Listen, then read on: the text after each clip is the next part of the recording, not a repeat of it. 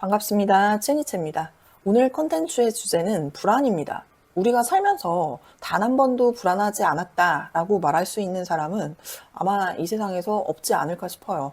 정도의 차이는 있겠지만 누구나 살아가다 보면 특정 상황에서 불안함을 느끼겠죠. 가령 회사에서 중대한 계약 업무를 맡게 됐다든지, 학교에서 중요한 발표 수업이 있다든지, 혹은 새로운 사람들과 만나는 자리라든지, 이런 상황에서 우리는 대부분 긴장을 하고 불안함을 느껴봤을 거예요.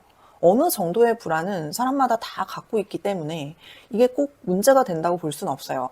불안은 생존 본능과도 연결이 되고 인간이라면 누구나 갖고 있는 원초적인 본능입니다.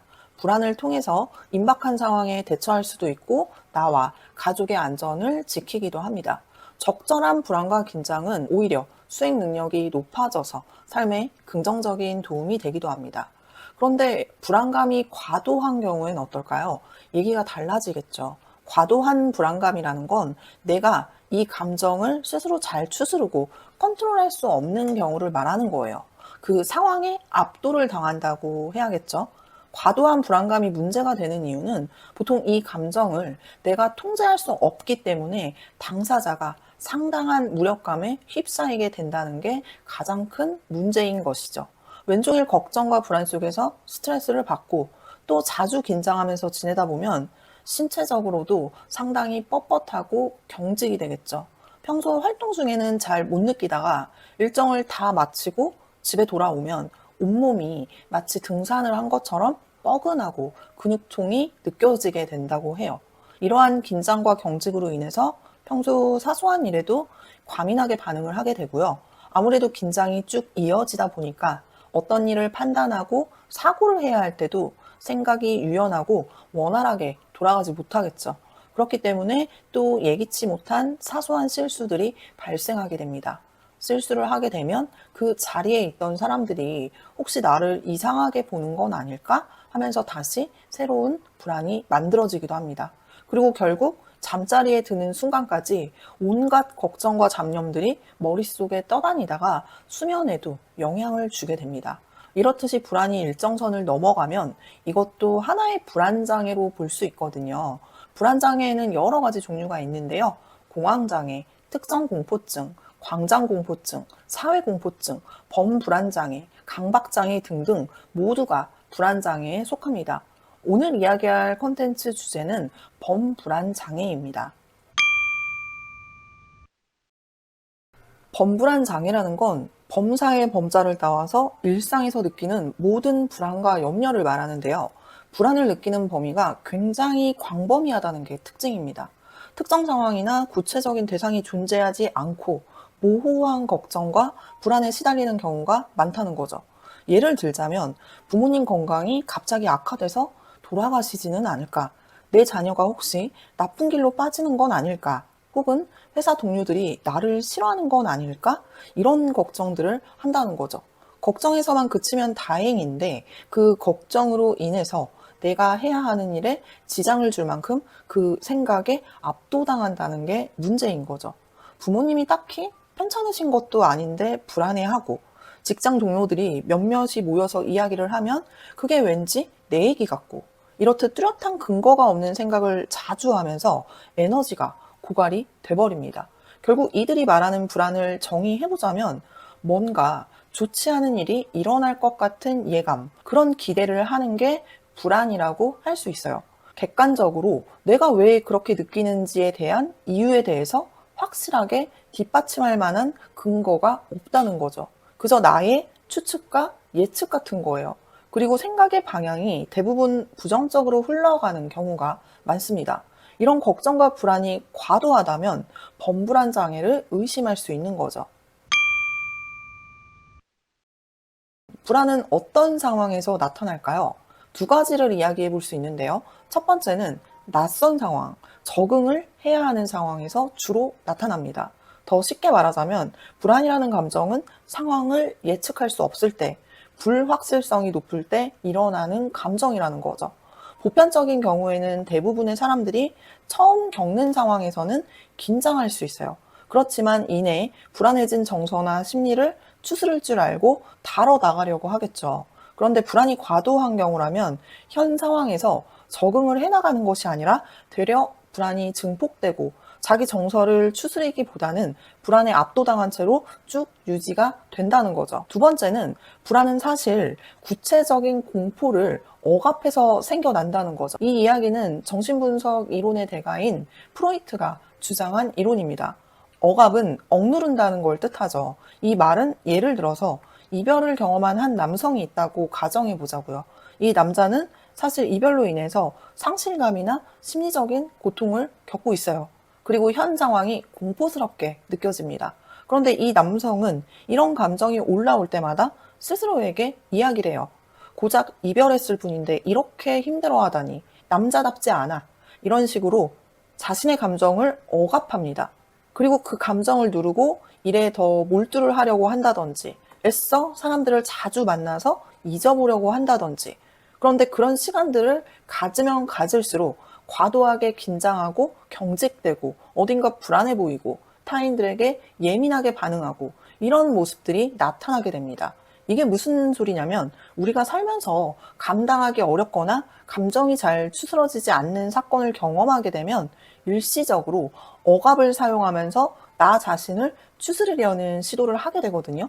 내가 정서적으로 힘이 드니까 억압이라는 걸 무의식 중에 가동시키고 그렇게 되면 원래의 공포가 설 자리를 빼앗기면서 모호하게 불안 반응으로 나타나는 거예요. 위에 언급한 것처럼 일상생활이나 다른 상황에서 갑자기 예민하게 반응한다거나 경직되거나 이런 모습으로 나타날 수 있다는 거죠. 자, 다시 정리를 해보자면 불안은 언제 생기느냐? 낯선 상황, 적응을 해야 하는 상황, 그리고 구체적인 공포를 억압했을 때 모호하고 근거 없는 불안감으로 나타난다. 그렇다면 내가 걱정과 불안을 과도하게 하고 있는 건 아닌가 궁금하신 분들을 위해서 범불안 장애의 몇 가지 특징을 말씀드려 볼게요. 첫 번째로는 항상 걱정에 시달립니다. 평소에도 안절부절하지 못하고 그로 인해서 쉽게 피로해지고 주의 집중도 어렵고 늘 근육이 긴장되어 있다 보니까 수면에도 문제를 겪는 경우가 상당히 많습니다. 두 번째는 부동불안에 시달립니다. 부동불안이라는 건 한 가지 걱정만 하는 게 아니라 여러 가지 주제를 이리저리 옮겨 다닌다고 해서 부동불안이라고 불려지거든요. 특정 대상이라든지 어떤 상황에 대한 불안보다는 여러 종류의 상황에서 다양한 불안이 드러난다. 이 불안을 유발하는 자극이나 상황이 애매모호한 경우가 많고 생활 전반에 여기저기 깔려 있는 경우가 많습니다. 가정, 가족, 직장, 학교, 질병, 건강, 죽음, 실패, 거절, 비난 등등 아주 폭이 넓고요. 예시를 몇 가지 들자면 내가 만든 음식이 맛이 없으면 어쩌나, 약속 시간에 늦으면 어떡하나, 가족이 사고를 당하면 어떡하나, 저 사람이 혹시 나를 싫어하는 건 아닐까? 날씨가 추워져서 집에 보일러가 동파되는 건 아닌가? 이런 걱정들이 잠깐 하고 끝나는 게 아니라 반복적이고 지속적으로 나타나는 특징이 있고요. 이러한 불안을 느끼는 사고를 내가 자동으로 조절하는 능력이 취약하다 보니까 자꾸 의식 속에 떠올라서 끊임없는 걱정을 하게 되는 특징을 갖고 있습니다. 세 번째 특징은요. 걱정은 만병통치약이다. 범불안 장애를 겪는 사람들은 불안을 해소하는 대처 방안으로 걱정이라는 전략을 사용합니다. 아니, 걱정을 잠재우는데 걱정을 한다고요? 네, 그렇습니다. 내가 무언가 걱정을 하고 불안이 감소가 된다고 느껴지면 이러한 효과가 마치 부적처럼 느껴지는 거예요. 내가 걱정을 하니까 불안한 마음이 사라지네? 혹은 걱정을 하니까 그래도 최악의 상황은 면하는구나. 이건 사실 걱정을 해서 상황이 좋아진 건 아니잖아요. 원래 그렇게 걱정할 만한 일이 아니었을 수도 있고 다른 방식으로 일이 잘 해결됐을 수도 있죠. 그런데 마치 내가 걱정을 했더니 그래도 최악의 사태는 면하더라. 만병통치약처럼 여기면서 이러한 사고가 더 강화가 되는 거예요. 하지만 실제로는 어떨까요? 그 사람의 삶에는 불안을 빼놓을 수가 없는 거죠. 우리는 보통 어떤 문제가 생기면 적극적인 행동을 통해서 대처를 하려고 하죠. 그럼에도 이들은 수동적인 방법으로 걱정하기 전략을 통해서 내가 느끼는 불안이나 염려를 다스리려는 특징을 보인다. 네 번째 특징으로는 재앙화 사고를 들 수 있습니다. 재앙화 사고라는 건요, 어떤 사건이 생기면 있는 그대로 받아들이는 게 아니라 더 확대해서 생각하고 더 부정적으로 미래를 예측하는 걸 이야기해요.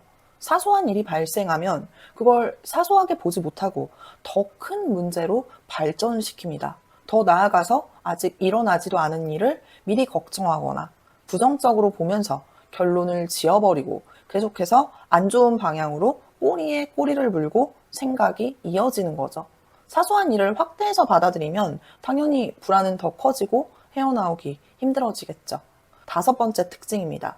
걱정 그 자체에 대한 걱정입니다.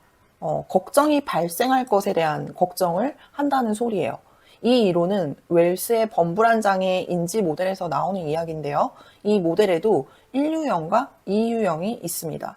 1유형은 실제 어떤 사건에 대한 걱정이라면 2유형은 걱정이 발생할 것에 대한 걱정을 이야기하는 거죠.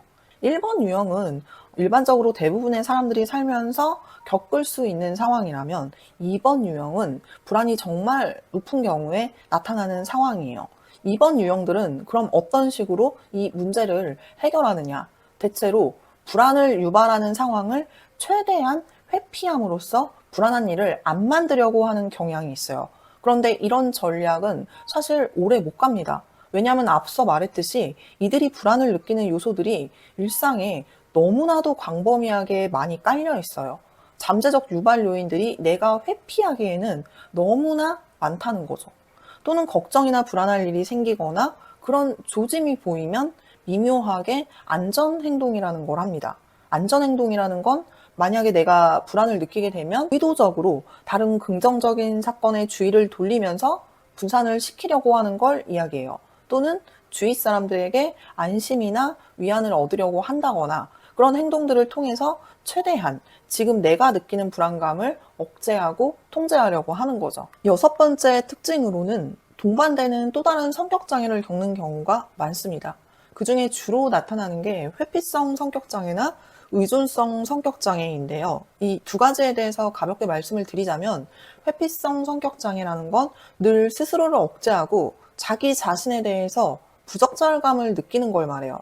특히 타인의 부정적 평가에 매우 민감하게 반응하기 때문에 비판이나 거절에 대한 두려움이 깊게 깔려 있어서 직업 활동에서도 그렇고 전반적으로 대인관계를 회피하는 특징이 나타납니다.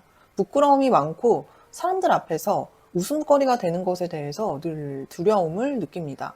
낮은 자존감, 거부에 대한 극도의 예민함, 불안과 불신, 두려움, 소심함, 바보스럽게 행동할지 모른다는 자기 인식을 갖고 있기 때문에 억압되고 불안한 행동을 보이는 특징을 갖고 있어요. 그리고 의존성 성격 장애입니다. 일상에서도 그렇고 사소한 것들도 그렇고 스스로 결정을 하지 못하고 다른 사람에게 과도하게 의존하는 특징을 갖고 있습니다. 혼자 있을 때는 무력감을 느끼고 자신감도 없고 다른 사람의 요구에 순응하고 순종하는 경향이 강합니다. 사실 내가 의존하는 상대방이 나를 무시한다든지 학대를 한다든지 혹은 타인들 앞에서 내 지위를 낮은 급으로 격하시는 경우도 빈번하게 나타날 수 있는데 의존하는 상대방을 내 곁에 두고 그의 인정을 받기 위해서 이런 상황을 대체로 참고 견딘다는 특징이 있어요. 그 외에도 우울증이라든지 강박증이라든지 공존하는 질환이 나타날 수 있습니다. 그리고 마지막 특징이에요. 자기 효능감과 불확실성에 대한 인내력 부족을 들 수 있습니다. 내가 어떤 문제가 생겨도 잘 해낼 수 있을 거야. 믿어주는 마음 자체가 저조한 경우가 많아요. 대체로 불확실한 상황 자체를 회피하는 특징이 좀 강해서 조금만 어려운 상황에 직면하게 되면 그 상황을 견뎌내려는 인내심이 부족한 모습이 자주 나타나게 됩니다. 불안이 과도하다. 그러면 우리가 스스로 나 자신을 위해서 어떤 노력을 할 수 있을까요?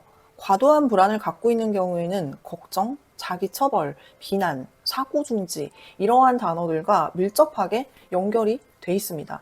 어떤 일이 발생하면 남들보다 더 많이 걱정하고 또 어떤 일이 생기면 자기 자신에 대해서 더 비난하고 처벌적인 모습이 많이 나타나더라. 또 그런 자신이 지긋지긋해지고 너무 괴로우니까 스스로 억제하고 그런 생각들을 내몰려고 노력은 하지만 반대로 회피하다 보면 다른 심리 장애를 유발하는 지경까지 가기도 합니다. 주변에서는 걱정이 많고 불안이 높은 사람한테 너 그 생각 좀 그만해라. 다른 생각 좀 하려고 노력을 해봐. 다른 집중할 걸 좀 찾아봐. 이런 말들을 하겠죠. 불안과 관련한 많은 실험들이 있었는데 불안 장애를 겪는 사람들은 특정 생각을 멈출 수가 없다라는 결과가 나왔어요. 부정적인 생각이나 불안에서 벗어나기 위해서 사고 통제를 하면 할수록 오히려 반동작용이 일어나서 실패로 돌아간다고 합니다. 안 하려고 하면 할수록 더 그 사고에 집착하게 되는 역설적인 효과가 나타난다는 거죠. 예를 들어서 알코올 중독인 사람한테 술을 마시려는 충동을 좀 억제해 보세요 라고 이야기를 하면 되려 역효과가 날 수 있다는 거죠. 오히려 알코올과 관련된 정보의 접근 가능성을 가중시키게 된다고 해요. 술이라는 단어를 꺼냄으로써 그 사람의 머릿속에는 술 생각이 더 자주 나타나게 된다는 거죠. 결국 불안과 걱정이라는 것도 불안한 생각을 하지 마, 다른 생각을 좀 해봐, 이런 말이 도움이 안 된다는 거예요. 그냥 내가 걱정하는 것들을, 불안한 것들을 생각을 하세요. 대신 생각의 방향을 바꿔보시는 걸 추천드립니다. 그동안엔 어땠어요? 이미 일어난 일을 곱씹고 후회하고 자책하고 또 일어나지도 않을 일에 대해서 미리 걱정하고 불안해했다면 이제는 내가 어떤 일이 생겼다라고 하면 그 상황을 과장하지 않고 확대 해석하지 않고 실제 일어난 일 그대로 받아들이는 노력을 해야 한다는 거죠. 그냥 막연히 걱정을 하는 것에 그치지 않고 상황을 제대로 들여다보고 그 문제를 해결하기 위해서 능동적인 시도를 해보려는 생각을 해야 된다는 얘기예요. 예를 들어서 직장에서 오늘 실수를 해서 상사한테 꾸지람을 들었어요. 과거의 나라면 내가 오늘 왜 이런 실수를 했을까? 한심하기 짝이 없다. 이제 직장 상사는 나를 미워할 거야. 앞으로도 나는 계속해서 실수를 하겠지? 그러다 회사에서 쓸모없는 존재가 될 거야. 이게 과장되고 왜곡되고 해로운 걱정의 유형입니다. 그럼 이걸 어떻게 바꿔야 될까요? 긍정적이고 좋은 방향의 걱정으로 바꿔야 된다는 이야기예요. 아, 내가 오늘 이런 실수를 해서 상사한테 꾸지람을 들었지. 앞으로는 이런 일이 발생하지 않게 하려면 메모를 좀 잘 해야겠다. 메모를 어떤 식으로 하는 게 효과적일까? 이렇게 있는 그대로의 현실에 직면하고 상황을 왜곡하지 않고 바라보고 적절히 문제를 해결해 나갈 수 있는 방향으로 내 생각의 방향을 바꿔보자는 이야기입니다. 자, 내용을 다시 한번 정리하자면 1. 걱정은 하되 좋은 걱정과 해로운 걱정을 분리하자. 2. 있는 그대로의 현실에 직면하자. 내 부정적인 마음을 보태서 더 과장되게 해석하지 않고 있는 그대로의 사실을 바라보는 훈련을 하자. 3. 그동안은 어떤 일이 생기면 걱정만 하면서 수동적으로 행동을 했다면 이제는 내가 부딪힌 문제를 스스로 분석하고 어떻게 합리적으로 해결할 수 있을지 행동으로 실천을 해보자. 4. 수면과 식사는 굉장히 중요합니다. 이런 기본적인 생활 패턴을 유지하고 지키시려고 노력을 많이 하셔야 돼요. 불안이 높으신 분들은 잠도 제대로 주무시지 못하고 식사도 거르시는 분들이 생각보다 많습니다. 우리가 몸과 마음이 다 연결이 되어 있잖아요. 충분히 휴식하고 영양 공급이 잘 이루어지지 않으면 불안함도 더 올라가고 예민함도 올라가고 생각이나 사고도 멍해집니다. 이런 기본적인 루틴을 잘 유지시켜 주려는 노력이 생각보다 굉장히 중요해요. 여러분들이 실천을 하려고 하다 보면 부정적인 사고가 오랫동안 고착이 된 부분이라 원래의 나로 자꾸 되돌아가려고 할 거예요. 내 속에 방어 기제라든지 저항에 부딪히게 되면서 예전 습관이 불쑥불쑥 튀어나올 텐데 그럼에도 이러한 시도들을 해봄으로써 내 내면의 문제를 깊이 인식하고 변화를 시도하고 반복하다 보면은 과거의 나와는 다르게 조금씩 달라질 수 있겠죠. 오늘은 불안이란 무엇인지, 불안 장애가 겪는 특징은 무엇인지, 어떻게 하면 불안에서 좀 멀어질 수 있는지 알아봤습니다. 영상을 타임라인을 정리해서 업로드할 예정이니까 필요한 부분만 반복적으로 들어보셔도 좋으실 것 같고요. 오늘 영상은 여기까지입니다. 죄송스럽게도 제가 2024년 첫 영상을 너무 늦게 업로드했습니다. 본업이 있어서 자주 영상을 올리지 못했는데요. 좀 더 노력해서 자주 찾아뵙도록 하겠습니다. 유튜브 커뮤니티에 어떤 주제로 영상을 올리길 원하냐 물어봐 놓고 오늘 답정너처럼 딴 주제를 업로드했어요. 이 주제는 사실 작년에 준비를 해놨던 건데 이제서야 업로드를 하게 됐습니다. 여러분들이 다뤄줬으면 하는 주제도 확인을 했고요. 바로바로 만들어내지는 못하겠지만 천천히 하나씩 업로드 해보도록 하겠습니다. 오늘도 긴 영상 시청해주셔서 진심으로 감사드립니다.